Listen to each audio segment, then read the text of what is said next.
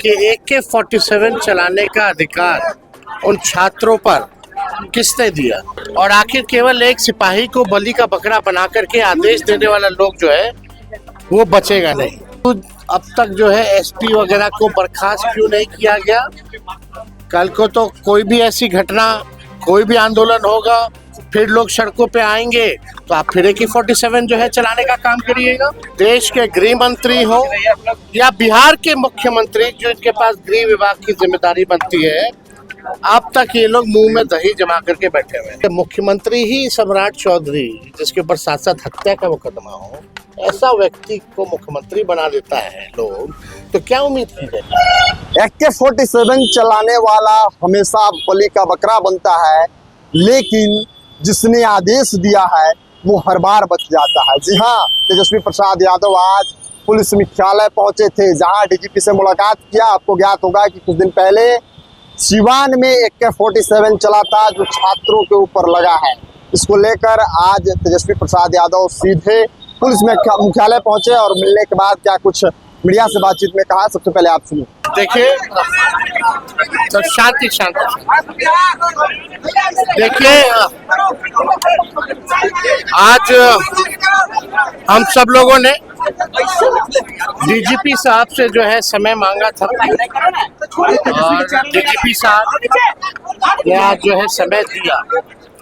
आप सब लोग जान रहे हैं, पूरा पार्लियामेंट में एक ही गूंज है और पूरे देश की जनता ये जानना चाहती है कि AK-47 चलाने का अधिकार उन छात्रों पर किसने दिया, और आखिर केवल एक सिपाही को बलि का बकरा बना करके आदेश देने वाला लोग जो है वो बचेगा नहीं।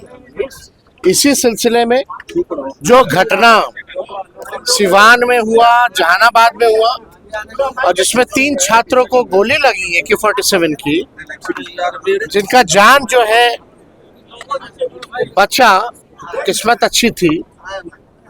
और किसी भी आंदोलन में आज तक बड़े से बड़े आंदोलन हुए हैं, आज तक AK-47 का इस्तेमाल नहीं किया गया। और ये साफ सवाल ये पूछा जा रहा है कि अब तक जो है कौन आदेश दिया, क्या कार्रवाई की गई, क्यों अब तक जो है एसपी वगैरह को बर्खास्त क्यों नहीं किया गया? कल को तो कोई भी ऐसी घटना, कोई भी आंदोलन होगा, फिर लोग सड़कों पे आएंगे तो आप फिर AK-47 जो है चलाने का काम करिएगा। तो एक एग्जाम्पल जो है वो सेट होना चाहिए, और इसमें देश के प्रधानमंत्री हो, देश के गृह मंत्री हो या बिहार के मुख्यमंत्री, जो इनके पास गृह विभाग की जिम्मेदारी बनती है, अब तक ये लोग मुंह में दही जमा करके बैठे हुए हैं। सम्राट चौधरी जी को माननीय मुख्यमंत्री जी से आग्रह है कि कैमरे के सामने आकर के, जनता के सामने आकर के अपनी बातों को रखे, स्पष्ट करें, माफी मांगने का काम करें कि उनके कहने पर हुआ है ये, या उनके ऊपर वाले अमित शाह जी के कहने पर हुआ है, या उनके ऊपर नरेंद्र मोदी जी के कहने पर ये घटना हुई है। और अब तक जो है कोई कार्रवाई क्यों नहीं की गई? आप जानते हैं कि जिस हिसाब से देश के बड़े बड़े नेताओं को, विपक्ष के नेताओं को, जिस हिसाब से दिल्ली की पुलिस ने मैन हैंडलिंग करने का काम किया, चाहे वो श्री अखिलेश यादव जी हो या राहुल गांधी जी हो या तमाम सांसद हो विपक्षी दलों के, जिस हिसाब से मैन हैंडलिंग हुई, और इस मुद्दे को लेकर के लगातार पार्लियामेंट में दिन रात जो है ये बात चल रही है, चर्चा चल रही है, और कोई जिम्मेदारी लेने को सत्ता में, चाहे केंद्र की सरकार या बिहार की सरकार, कोई जिम्मेदारी नहीं लेना चाहती। हम तो धन्यवाद देना चाहते हैं उन सभी नेताओं को, खासतौर पे अखिलेश जी को, राहुल जी को, सभी विपक्ष के सांसदों को, और हमने उन सभी लोगों से आग्रह भी किया है कि आइए बिहार, पार्लियामेंट खत्म होता है तो आइए बिहार, पीड़ितों से मिलिए, और यहाँ जो सम्राट चौधरी जी जिनके कहने पर या जिनके अंडर बिहार पुलिस है,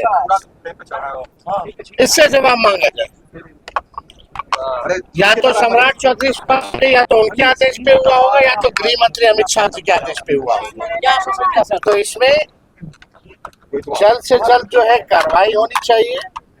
सरकार को जो है माफी मांगनी चाहिए, अपना एक वक्तव्य देना चाहिए। अब तक ये लोग ऐसे भाग रहे हैं जैसे इनकी चोरी जो है पकड़ी गई हो। और ये मामूली छात्रों के भविष्य का मामला है। बड़े बड़े जो नीट पेपर लीक वाले लोग हैं उनको बेल मिल जाता है, छूट जाता है, कोई कार्रवाई नहीं होता। जब तक बड़े बड़े लोगों पर, माफियाओं पे कार्रवाई नहीं होगी तब तक कुछ होने वाला नहीं है। तो इसको लेकर के हम लोग जो है, आज भी हमारा डेलीगेशन जो है अवध बिहारी चौधरी जी, ओसामा, बीनू जी, ये सब लोग जो है, शाहीन जी, ये सब लोग जो है आज पीड़ितों से मिल रहे हैं वहाँ। और हम तो आप जानते ही हैं कि आर्थिक के साथ ही साथ सबसे पहले हम उन छात्रों से भी मिले जो तीनों छात्र थे। हम लोगों ने पार्टी के द्वारा आर्थिक मदद भी उन लोगों की कराई और हम लोगों की यही मांग है कि भाई कौन है आदेश देने वाला, इसका पता करो। और कम से कम तात्कालीन तो कम से कम अगर जिसके निगरानी में अगर ये पुलिस है या वहाँ के एसपी हो या मजिस्ट्रेट या डीएम हो तो कार्रवाई तो बनता है। कल दिनारा भी जा रहे हैं सर पीड़ित परिवार से मिलने। लगातार अपराध बढ़ रहा है, लगातार अपराध बढ़ रहा है। हमने डीजीपी साहब को भी बोला कि ये बिहार की छवि ऐसी होती जा रही है जैसे पुलिस स्टेट बनाया जा रहा है। और हमने पहले भी कहा था ये जेपी जी की धरती है, कर्पूरी जी की धरती है, लालू जी की धरती है, इसको पुलिस स्टेट नहीं बनने दिया जाएगा। छोड़िए ना, गाय घाट में जो घटना हुई जहाँ एक थानेदार जो है शराब पी करके एक निर्दोष व्यक्ति की हत्या कर देता हूँ, अब तक उस पर कोई कार्रवाई नहीं की गई। यहाँ AK-47 चलाने का जिसने आदेश दिया उस पर कोई कार्रवाई नहीं की गई। भरत तिवारी का एनकाउंटर वाला जो हुआ उसमें भी लिपापोती की गई। तो जहाँ भी लगातार घटना हो रही है, आप बताइए आपराधिक घटनाएं इतनी बढ़ गई।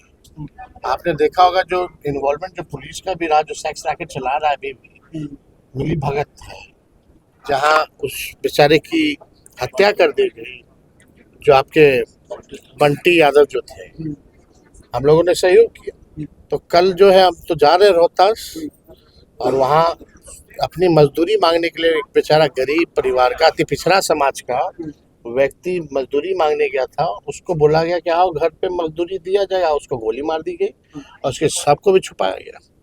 तो दिन प्रतिदिन जो है घटनाएं होती जा रही है और इसमें पुलिस प्रशासन लगता ही नहीं कि कहीं है। अपराधियों का बोलबाला हो गया इस राज्य में। और जब मुख्यमंत्री ही सम्राट चौधरी, जिसके ऊपर साथ साथ हत्या का मुकदमा हो, ऐसा व्यक्ति को मुख्यमंत्री बना देता है लोग, तो क्या उम्मीद की जाए। तो सुना आपने, उन्होंने स्पष्ट रूप से कहा है कि हर बार जो लोग आदेश देते हैं वो बच जाते हैं, लेकिन जो चलाते हैं वो बलि का बकरा बन जाते हैं। जो लोग भी इसमें दोषी होंगे उनको बख्शा नहीं जाएगा और एसपी के सस्पेंशन का मांग रखा है कि किसी भी हाल में एसपी का सस्पेंशन हो और जो लोग भी इसमें दोषी पाए जाते हैं उनके ऊपर कार्रवाई। आप क्या कुछ समझते हैं इनकी बातों से? अपनी राय प्रतिक्रिया मिलते हैं वीडियो में। तब तक आप देखते रहिए खबर पॉइंट। मैं बहुत बहुत धन्यवाद।